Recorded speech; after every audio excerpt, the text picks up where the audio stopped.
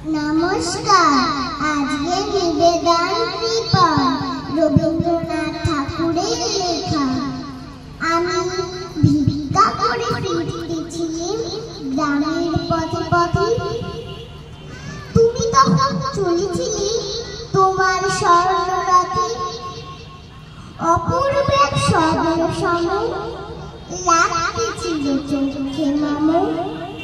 কি বিচিত্র শোভা তোমার, কি বিচিত্র সাজ।